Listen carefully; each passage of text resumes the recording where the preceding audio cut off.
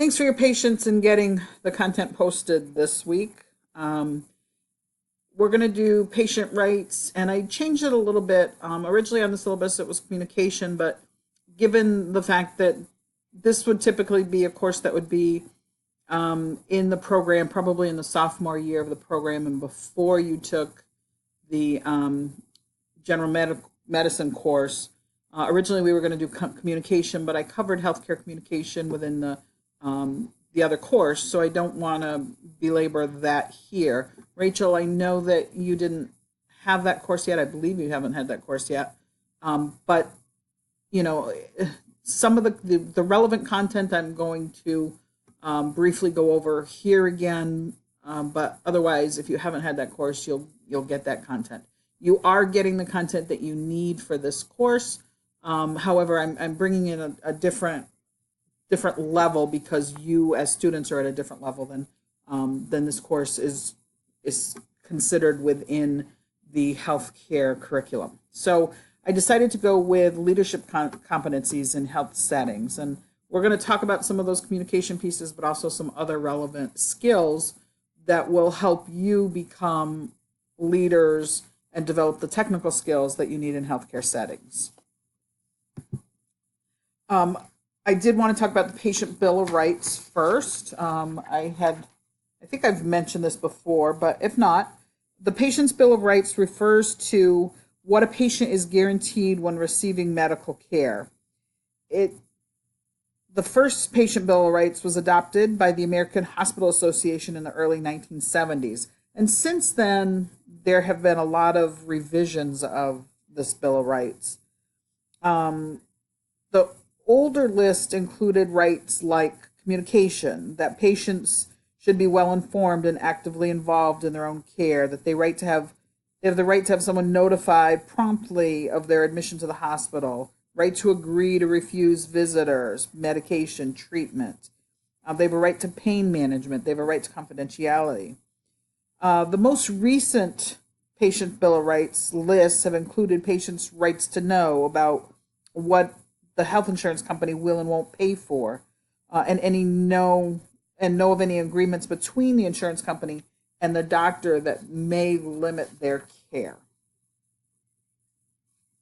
So the current major tenets of the Patient Bill of Rights is the list here. They have the right to participate in and make decisions regarding their care, be informed of their medical condition, choose their doctor, use their own clothing, have access to their possessions. They have the right to privacy and confidentiality, freedom from restraints and abuse. They have the right to be cared for in a clean and safe environment, right to be discharged or transferred.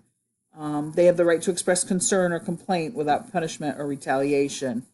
They have the right to participate in or decline to participate in research studies. And they have the right to be informed about treatments and charges. So those are generally the major tenets of the Patient's Bill of Rights. In 1997, President Bill Clinton appointed an advisory commission on consumer protection and quality in the healthcare industry, and they further refined the Patient's Bill of Rights to 5 basic provisions: right to treatment information, right to privacy and dignity, right to refuse treatment, right to emergency care, and right to an advocate. So condensed some of those other rights and added a couple of the other ones that weren't there before: emergency care, right to an advocate. In 2010, as part of the revision, or the most recent revision, as part of the Affordable Care Act, remember, it's the Patient Protection and Affordable Care Act, so the Patient's Bill of Rights fell within that patient protection piece of the Affordable Care Act. And the purpose of that revision of the Patient's Bill of Rights was to provide protection in dealing with insurance companies.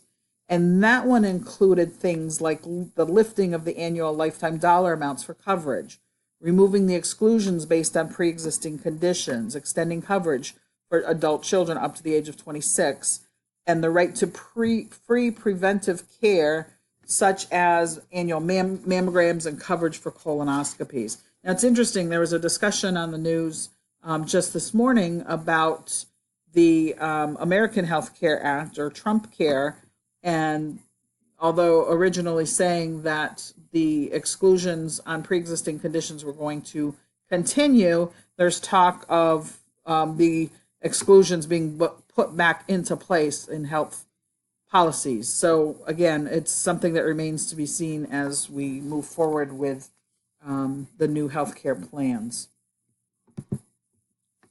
So many healthcare facilities have their own version of their patient's Bill of Rights, and typically they are going to post those versions.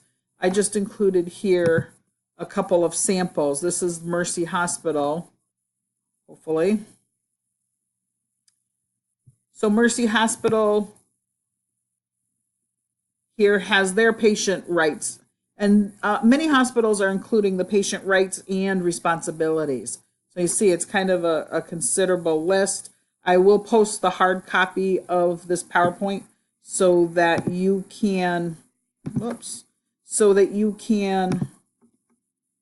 why did it go all the way back? So that you can be able to see what some of those rights and responsibilities are. Here's Bay State's rights and responsibility. I won't click on that right now.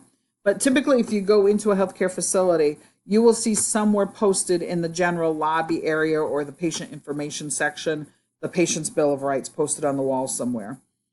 What I included here was an opinion from an op-ed that was written by a doctor, and it's called The 9 Rights Every Patient Should Demand. And it's kind of a financial Bill of Rights that this doctor put together. So I just included that as something interesting for you to look at if you wanted to. Informed consent, we've kind of talked about this a little bit, but it is one of the most important legal rights of a patient. And what it means is that the physician or healthcare provider has to obtain permission from the client or patient to perform certain actions or procedures. It has to be obtained before beginning any invasive procedure, administering an experimental drug, entering a client into a research study, whatever it is. Specific criteria have to be adhered to for informed consent to be valid. Some of that criteria includes that the patient has to be rational and competent or has to be represented by someone who is. The document has to be written in language the client can understand. So again, that's an important thing if you think about people whose native language is not English. We can't be presenting them with information that is not in their native language. It's not valid. All of the risks that are involved have to be outlined. Also has to state that participation is voluntary. And part of informed consent is letting them know the benefits of the procedure as well as any alternatives that might be available for him or her. The client's right to informed consent affects how the healthcare system delivers the care. So depending on how that person responds to those rights depends on the care that can be delivered. But the informed consent is really important for the protection of both the consumer from being involved in some of these practices that they may not consent to, but also the healthcare provider from malpractice suits. This wasn't around, this wasn't part of practice not that long ago. In fact, I was in the hospital with my dad today, and the nurse was telling us the story of her mother and the birth of her sibling, not the mother's sibling, the nurse's sibling. And it was the third child, and it was a very large child, and the doctor asked the husband, while the mom was out, did he want her tubes tied, because this was going to be a large baby, and any future babies she would have to probably deliver by cesarean section. It was her third. So he said, yes, tie the tubes while you're in there, because this one was coming by cesarean section. And so when she woke up, her tubes were tied, and she had no consent whatsoever. So, this informed consent has not really been around all that long, but really important right in healthcare. So that makes us move on into the healthcare leadership competencies. And there have been a number of healthcare competencies that have been identified as essential to becoming an effective practitioner and leader. And here's the list of those leadership competencies. And we're going to talk about these in a little bit of depth. So, mostly, sorry about this, but mostly lecture this week. But I want to cover some of these topics. We've talked about ethics in the other class. You're all in the other class, but one of the aspects of professionalism or leadership is ethics, and it's one of the most complex in your future role as a healthcare practitioner. And as we've talked about, ethics are the way through which we determine what's right and what's wrong, so that our relationships with people can be harmonious and can be respectful. And we've talked about ethical dilemmas and how those are most usually characterized by a lack of an obvious agreed upon right course of action. It's a toss up between two courses of action at the minimum. But we also have to think about values, and it's important for every healthcare professional to know his or her own values and to be able to clarify how the values relate to your personal and professional lives, and to recognize and respect other people's value systems. We all have our own personal ethics that are shaped by our religious beliefs, our cultural heritage, our family values, our education, and our life experiences. But there's also professional ethics, which represent the values and commitments of our field and provide standards that guide our professional behaviors. So we have our personal ethics, and there are also professional ethics. And we've talked about how most professions, healthcare professions, have a set of core values and attitude, and typically a professional code of ethics. So these ethical codes are common, as I said, to most professions, and address the ethics of the profession. So those day-to-day deliberations that healthcare practitioners face about the right thing to do within the profession. So their purpose is to define or articulate the ethical stances of the profession and communicate what is expected from members of that profession.